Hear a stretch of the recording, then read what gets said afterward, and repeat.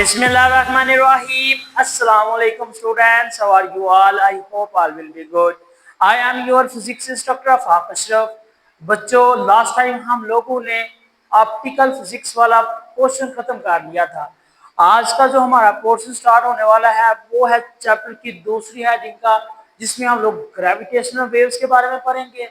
बच्चों बड़ा ही interesting topic start होने वाला है और साथ ही साथ इसमें बड़ी ही ज्यादा इंफॉर्मेशन कलेक्ट होने वाली है।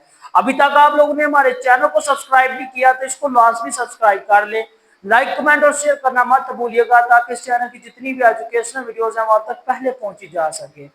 बच्चे आज के टॉपिक में आप लोग उस अनबिलीवेबल टॉपिक को पढ़ने जा रहे हैं जो कि अभी तक बीएस में भी सही तरह से नहीं लिखा गया हुआ।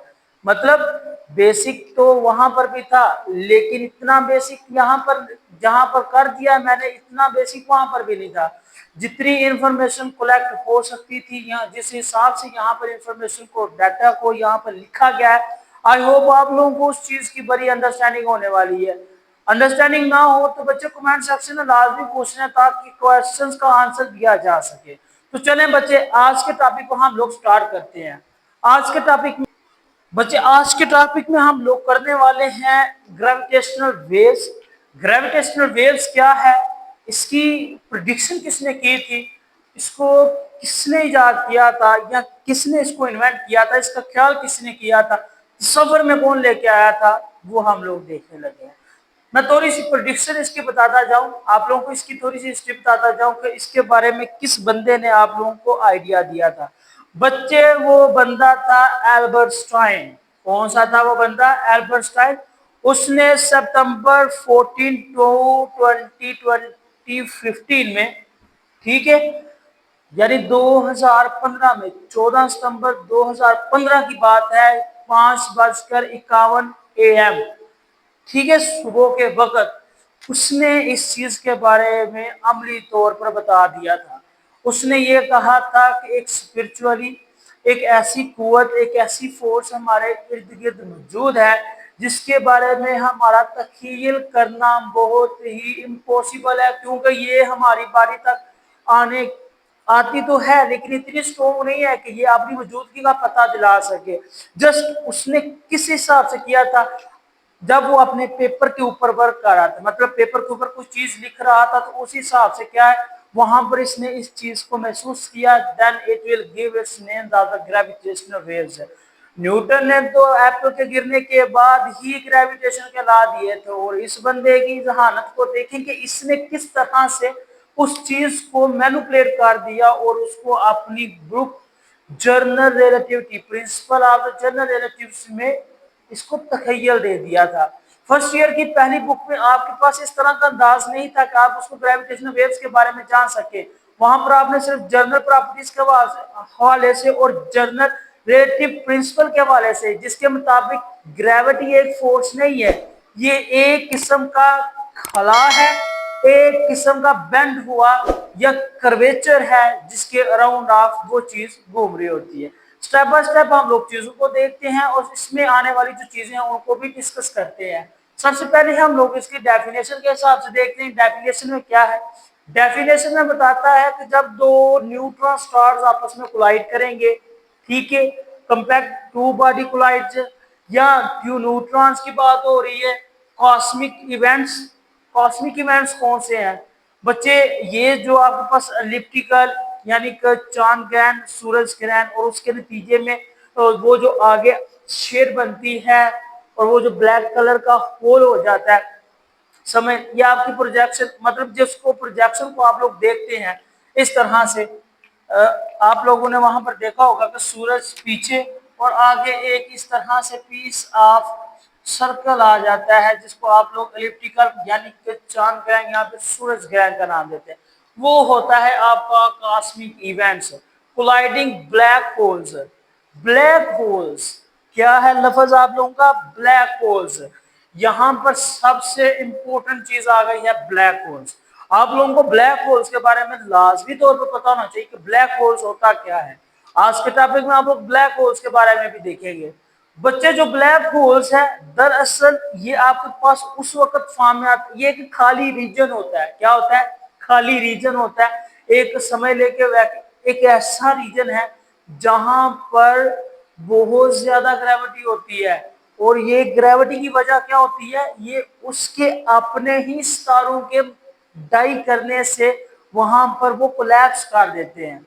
ठीक है, यहाँ पर जो आपके पास ब्लैक होल की इंफॉर्मेशन दी जा रही है, ब्लैक होल एक ऐसा रीजन है, एक ऐसा होल है जहां पर बहुत ज्यादा तादाद में ग्रेविटी होती है।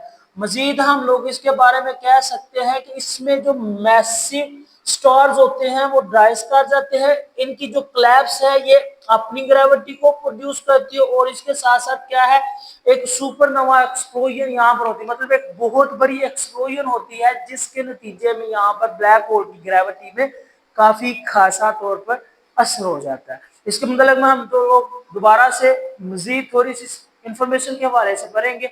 अभी तक के लिए आप लोग यही चीज समझ लें ब्लैक होल क्या है और इसकी जो फॉर्मिंग है, इसका जो वजूद है वो किस तरह से बनता है। न्यूट्रॉन स्टार्स हैं that travel at speed of light carrying information about their source।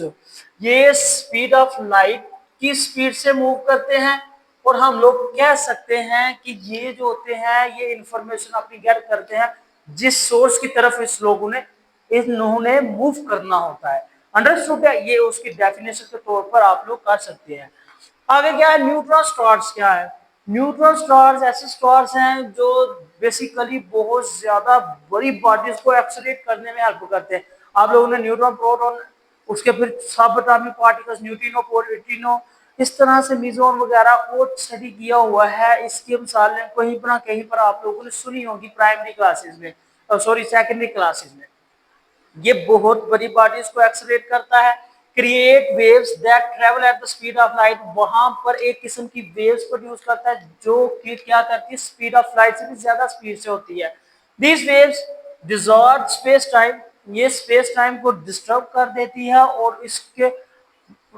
और इसको पास करने देती है। बट एक चीज को याद रखना है कि यहाँ पर हम लोग बात कर रहे हैं बहुत ही छोटे पार्टिकल्स की, टिनी पार्टिकल्स, जो इस सारे मौजब को बड़े ही अच्छे और मुनासिब अंदाज से कैरी लेकर जाता है। इनको हम लोग आम इंस्ट्रूमेंट की मदद से स्टडी नहीं कर सकते, इनके लिए एक खास किस्म का इंस्ट्रूमेंट है, वो है लीगो एंड विगो।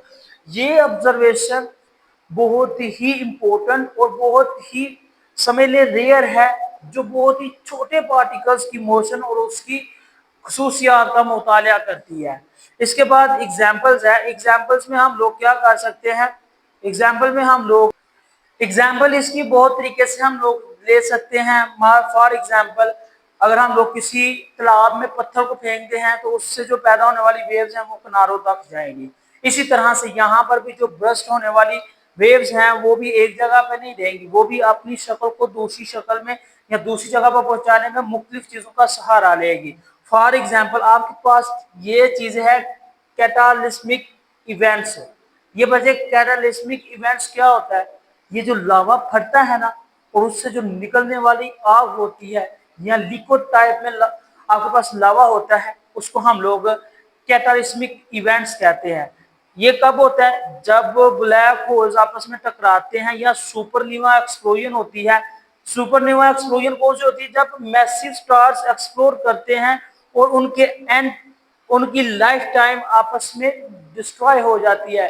ब्लैक होल के बनने का असल मौजूद क्या है, बड़े बड़े स्टार्स क्या हो जाते हैं, डाई हो जाते हैं, जिसकी वजह से वहां पर कोलिजन, उनकी एक अपनी कोलैप्सिंग ग्रेविटी, और सबसे इंपॉर्टेंट चीज वहां पर कोई भी चीज नहीं बचती, यहां तक के लाइट भी वहां से गुजर के यहाँ लाइट भी वहां से वापस नहीं आ सकती। इतना ज्यादा खतरनाक ब्लैक होल होता है और वो सारी चीजों को अपने अंदर जज़ब कर लेता है। इस तरह से जज़ब कर लेता है जैसे उसमें कोई है, और इसके करीब जाने वाला इस कदर स्पीड से इसमें चला जाएगा, इसमें ग्रेविटी की ही बहुत ज्यादा मिकदार होती है, बहुत ज्यादा। तो इस तरह समझ लें कि यहाँ पर जितने भी बड़े बड़े स्टार्स डाई कर जाएंगे, उन स्टार्स की डाई करने से इनकी एक अपनी ग्रेविटी प्रोड्यूस हो जाएगी कुछ जो कि बहुत ज्यादा होगी। By using huge and highly sensitive detectors, we can sense more these waves and learn more about the object sending out. हम बहुत ही ज्यादा सेंसिटिव इंस्ट्रूमेंट को यूज करके यहाँ पर होने वाली जो रेस की ऑब्जेक्शंस हैं या रेस का जो खराज है उसको स्टडी कर सकते हैं। एक बंदा था हॉशवारी बॉयड, इसने कहा था कि ग्रेविटेशनल वेव्स हमारे तक जो पहुंचती है वो इतनी ज्यादा स्ट्रोंगली होती कि जितनी हम लोग महसूस कर सकते।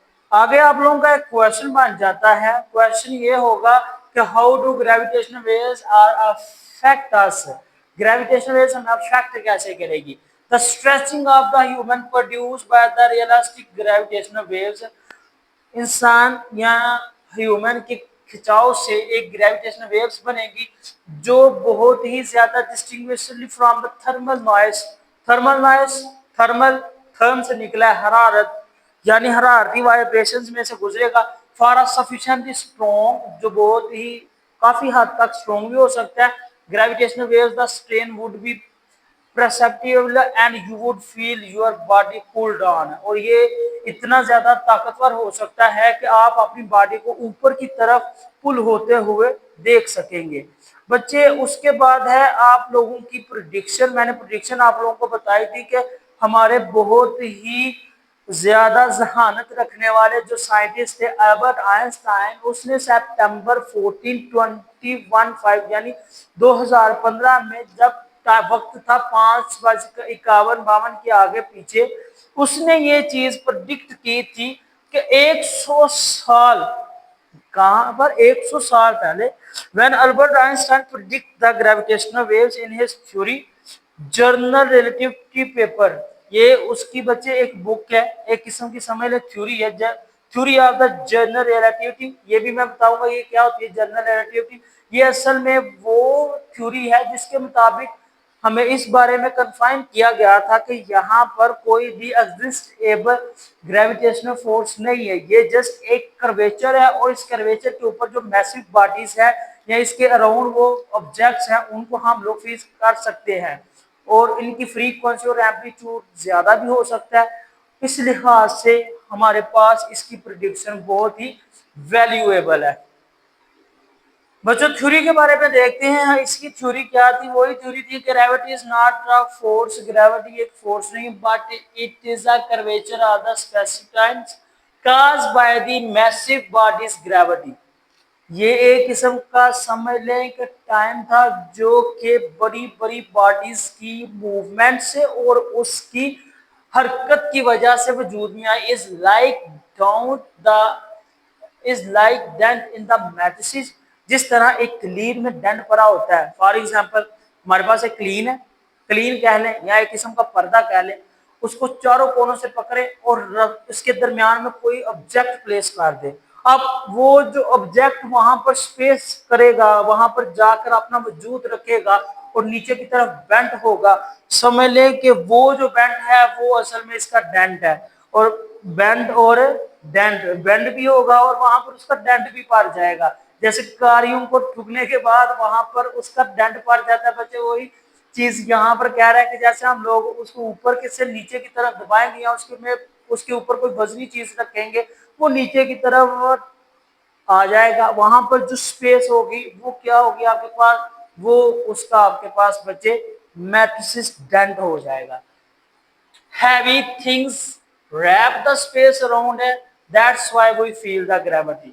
और इस तरह से लगता है कोई भारी चीज इर्द गिर्द उसके घूम रही है, चक्कर लगा रही है, जिस तरह हमारी जमीन है सूरज के गिर्द चक्कर लगा रही है और इस तरह से हमें फील होता है कि वहां पर ग्रेविटी मौजूद है। The detection of the gravitational waves produced from the two colliding neutron stars, there is a gradual increase in the frequency and amplitude। जाहिर सी बात है जैसे जैसे न्यूट्रॉन्स आपस में टकराएंगे, आपस में एक जगह से दूसरी जगह पर हरकत करेंगे, तो लिहाजा उनकी जो न्यूट्रॉन्स की अपनी एनर्जी है वो एक से दूसरे पर, दूसरे को फिर तीसरे पर और इस तरह से अपनी एनर्जी का जो ट्रांसफर है वो आपस में करते रहेंगे। लिहाजा वहां पर एम्पलीट्यूड भी बढ़ता रहेगा और वहां पर उसकी फ्रीक्वेंसी भी बढ़ती रहेगी। बाइनरी सिस्टम में क्या है, बाइनरी सिस्टम एक ऐसा सिस्टम है जिसमें दो कंपैक्ट ऑब्जेक्ट्स, मतलब दो ऑब्जेक्ट्स को वहां पर कंपैक्ट किया जाएगा, रिलेट किया जाएगा। For example two parties, two neutrons, और इस तरह से जितनी भी चीजें आपस में टकराएंगी, जाहिर सी बात है जब कोई चीज आपस में टकराएगी, चाहे वो फोर्स की शक्ल में हो, चाहे वो लाइट की शक्ल में हो, वो एक किस्म की लाइट क्रिएट करेगी, इमिटिंग ग्रेविटेशनल वेव। और वहां पर एक किस्म का समझ लें आपके पास इमेजिनरी लाइंस और इमेजिनरी चीजों का एक तखय्युल बन जाएगा, जिसको आप लोग ग्रेविटेशनल वेव्स का नाम देंगे। हम लोगों ने ब्लैक होल के बारे में पढ़ा था, ठीक है। ब्लैक होल, प्यारे बच्चों, जो ब्लैक होल है ना, ये एक किस्म का रीजन है, ठीक है। और इसकी जो फॉर्मेशन है वो कब होती है, जब हैवी और big stars are die, big star dies. इसकी फॉर्मेशन तब होती है जब आपके पास बड़े सितारे डाई कर जाते हैं, मर जाते हैं, या आप लोग इस तरह से इसकी कंसिडरेशन कर सकते हैं। अब इसके फॉर्म होने का सबसे बड़ा, इसके फॉर्म होने का यही एक कुल है कि ये जब बड़े स्टार्स डाई करेंगे, कोलैप्स, इसकी कोलैप्स होगी, कौन ग्रेविटी करेगा, अपनी ग्रेविटी हो जाएगी इसकी।